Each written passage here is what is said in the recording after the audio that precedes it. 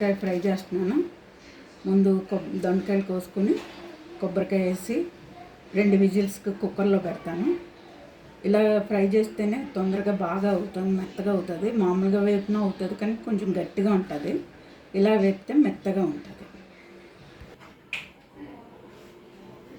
దొండకాయ కుక్కర్లో పెట్టాను, 2 విజిల్లు వచ్చినాయి, తీసేసాను. అలా ఉడికితే చాలు.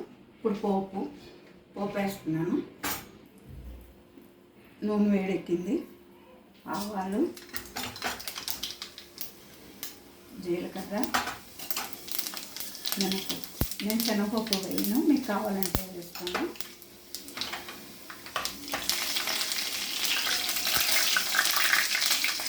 ఉల్లిపాయ, పచ్చిమిరపకాయ, అల్లం, వెల్లుల్లిపాయ అన్నీ కొద్దిగా వేస్తాను.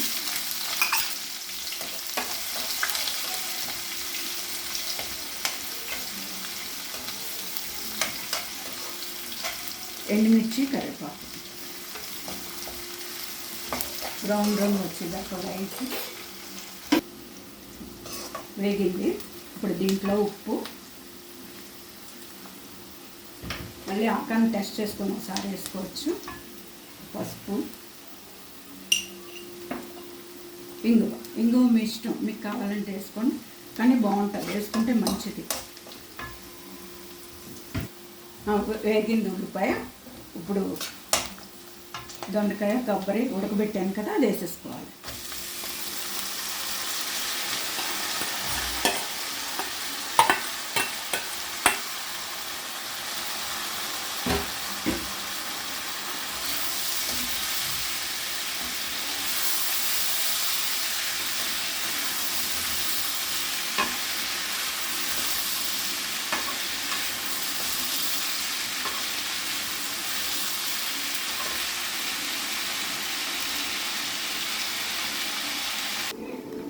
ఒకసారి తిప్పుతాను.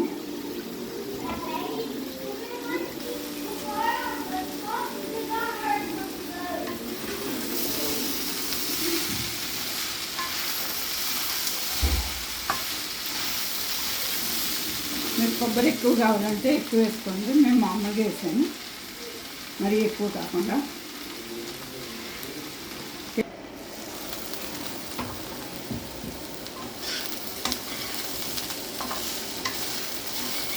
ఇంకో 10 నిమిషాలు వేగితే అయిపోతుంది.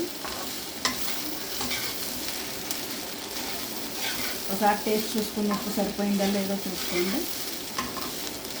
నేను చూశాను, నాకు సరిపోయింది.